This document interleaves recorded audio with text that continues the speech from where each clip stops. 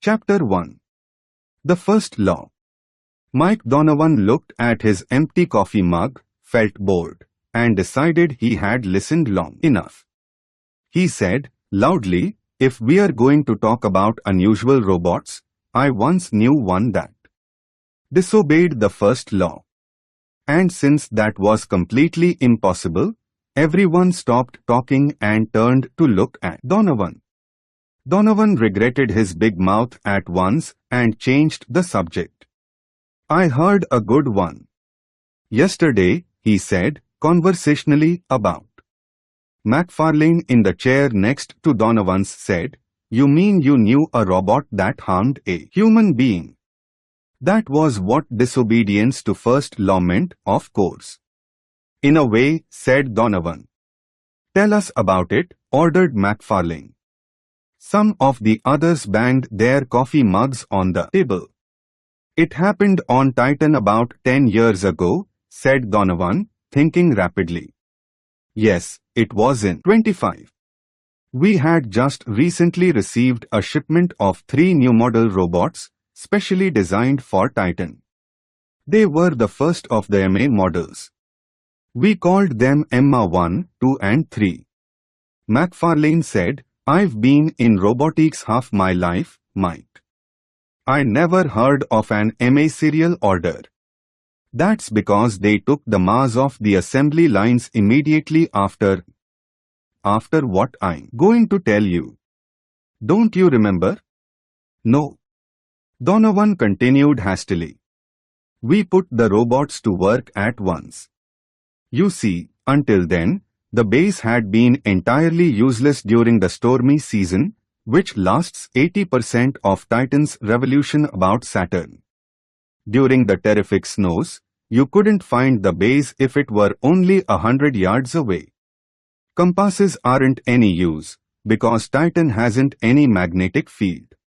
The virtue of these MA robots, however, was that they were equipped with vibrodetectors of a new design so that they could make a beeline for the base through anything, and that meant mining could become a through-the-revolution affair. And don't say a word, Mac. The vibrodetectors were taken off the market also, and that's why you haven't heard of them." Donovan coughed. "Military secret, you understand." He went on. "The robots worked fine during the first stormy season, then at the start of the calm season, Emma too began acting up. She kept wandering off into corners and under bales and had to be coaxed out. Finally, she wandered off base altogether and didn't come back. We decided there had been a flaw in her manufacture and got along with the other two. Still, it meant we were short-handed, or short robot anyway, so when toward the end of the calm season, someone had to go to Kornsk, I volunteered to chance it without a robot.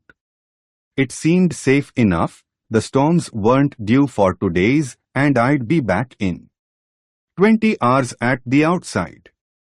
I was on the way back, a good 10 miles from base, when the wind started blowing and the air thickening. I landed my air car immediately before the wind could smash it, pointed myself toward the base and started running. I could run the distance in the low gravity all right, but could I run a straight line? That was the question. My air supply was ample and my suit heat coils were satisfactory, but 10 miles in a Titanian storm is infinity.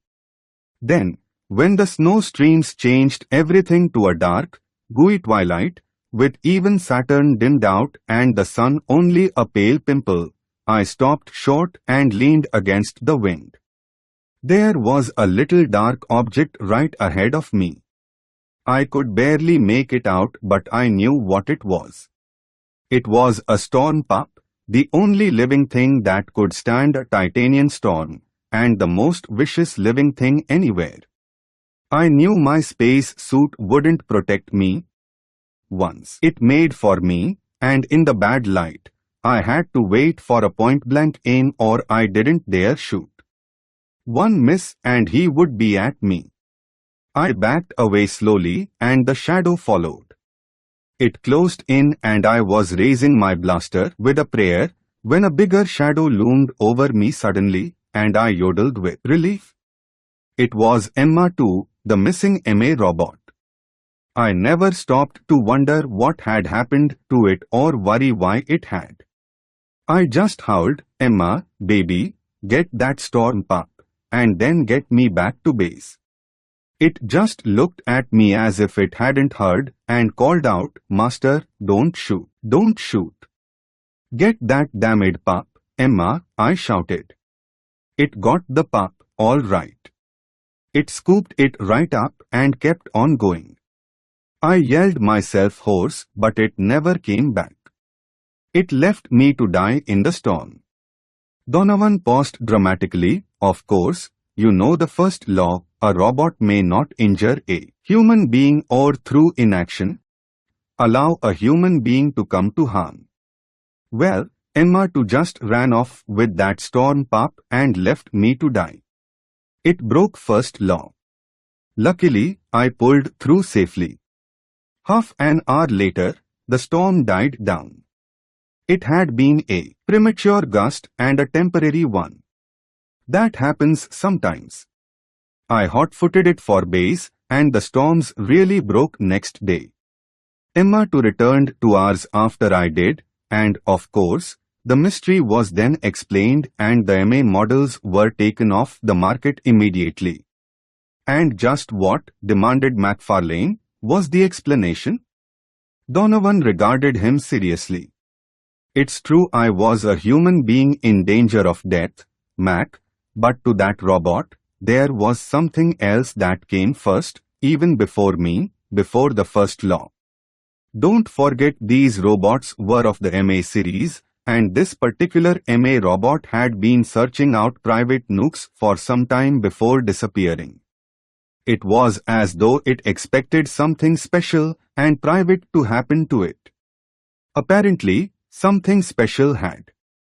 Donovan's eyes turned upward reverently, and his voice trembled. That storm pup was no storm pup. We named it Emma Jr. when Emma 2 brought it back. Emma 2 had to protect it from my gun. What is even first law compared with the holy ties of mother love?